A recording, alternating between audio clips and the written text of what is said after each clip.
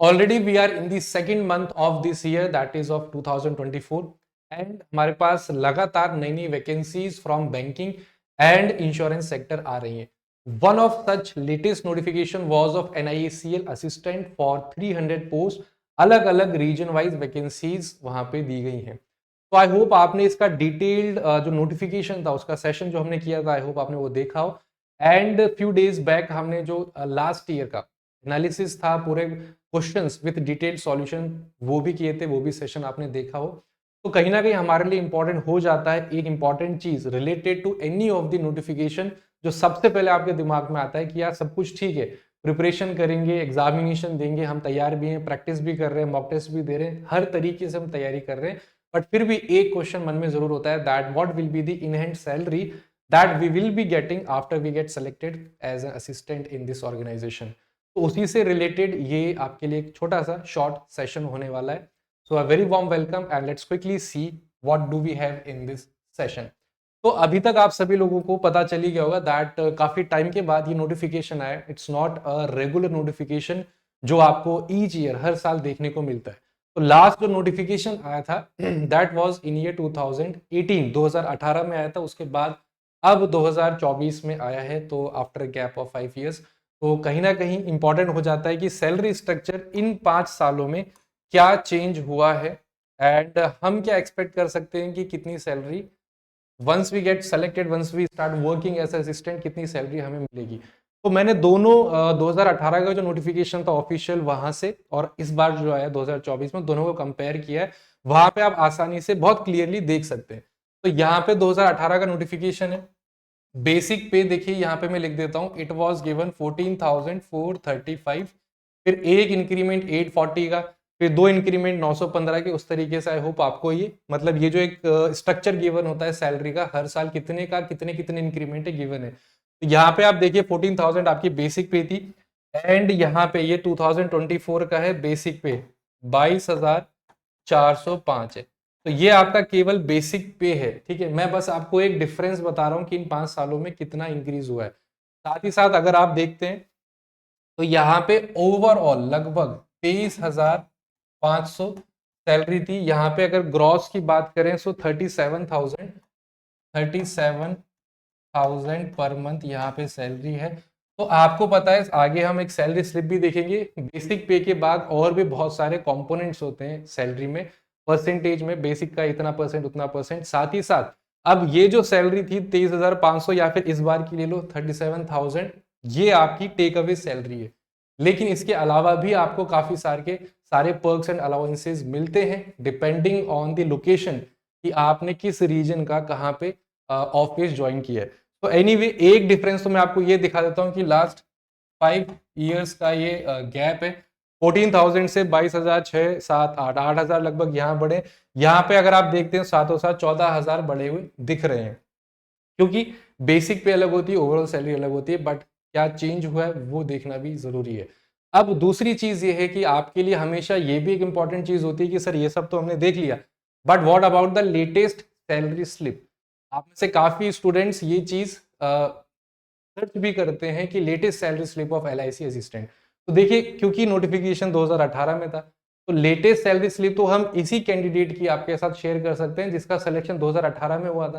तो उसी की सैलरी स्लिप अगर मैं आपको आज, अच्छा 2018 की अगर निकाल के आपको दिखा भी दें, तो भी आपके लिए कोई खास रेलेवेंस नहीं। आप यही बोलेंगे सही तो 2018 की सैलरी स्लिप है, अभी तो 23-24 चल रहा है, तो अभी क्या रेलेवेंस है।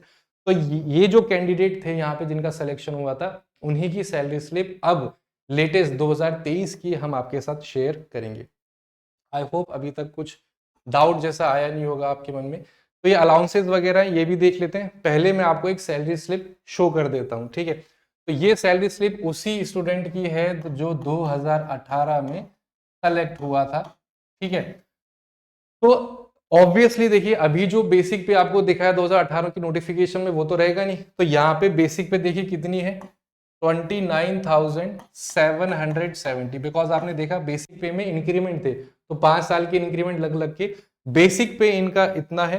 एंड ग्रॉस अर्निंग्स मैं यहाँ क्लियरली लिख देता हूँ, आपको दिखेगा नहीं शायद, 49,213 है। ये वाला डेटा मैंने यहाँ पे लिखा है। कुछ आपके यहाँ पे डिडक्शंस हैं, डिडक्शंस में लिख देता हूँ कितने हैं, 6253। इन हैंड नेट पेएबल ये अमाउंट लिखा हुआ है, इट इज 42,060। कब की सैलरी स्लिप है, ये है आपकी 23 मार्च 2023। ठीक है, तो जो भी यहाँ पे आपके काम की चीजें, आपके रिलेवेंट चीजें हैं, वो मैंने हाईलाइट कर दी है। बेसिक पे 5 साल के बाद की स्लिप है, तो इंक्रीमेंट हो के बेसिक इतनी हो गई, ओवरऑल 49,000। टोटल डिडक्शंस जैसे कि मैं पढ़ सकता हूँ, मेडिक्लेम हो गया आपका, ये आपका प्रोफेशन टैक्स हो गया, पेंशन स्कीम के डिडक्शन हो गए। सबसे ज्यादा डिडक्शन अगर आप जानना चाहते हैं तो 4377 आपका किसका है, एनपीएस का, न्यू पेंशन स्कीम का। तो डिडक्शन के बाद इन हैंड आपका 42, मतलब जो 2018 में रिक्रूट हुए थे स्टूडेंट्स, उनकी अभी सैलरी 42,000 है, प्लस उस हिसाब से बिकॉज 5 साल भी हो चुके हैं सर्विस में, तो कहीं ना कहीं पर्क्स और अलाउंसेस भी धीरे धीरे साइमल्टेनियसली इंक्रीज होते हैं। तो इनकी कहीं ना कहीं आप मान के चलिए 50,000 तो मिनिमम है, irrespective of their location. Location अगर मेट्रो सिटी टाइप की है तो आप मान सकते हैं उससे थोड़ा सा 2-3 हजार ज्यादा भी है, इतना इनका ओवरऑल इन हैंड सैलरी बन रही है। तो ये मैंने आपके सामने एक सैलरी स्लिप भी दे दी, ताकि सारी चीजें हम जो बोल रहे हैं एक्चुअल सैलरी स्लिप में वो दिखती कैसी, क्या कैलकुलेशंस होते हैं, कितना हम एक्सपेक्ट कर सकते हैं, वो चीजें भी आपके सामने क्लियर हो। नाउ अपार्ट फ्रॉम दिस, बार बार हम एक चीज डिस्कस कर रहे हैं कि ये तो है ही है, इसके अलावा और पर्क्स एंड अलाउंसेस भी हैं, तो वो भी क्या है वो भी एक बार देख लेते हैं। टॉकिंग ऑफ अलाउंसेस, और आपको क्या क्या बेनिफिट्स कह लो या फिर सुविधाएं कह लीजिए मिल सकती है, तो आपको सबसे अच्छा जो एक बल्क अमाउंट मिलता है that is in form of HRA, house rent allowance. Again depending from your location, किस सिटी में आप पोस्टेड है, ये चीज वेरी करती है। मेडिकल पॉलिसी के आपको बेनिफिट्स मिलते हैं, रियम्बर्समेंट मिल जाता है आपका हॉस्पिटलाइजेशन एक्सपेंसेस का, लीव ट्रेवल में आपको सब्सिडी मिलती है, benefits of staff welfare schemes.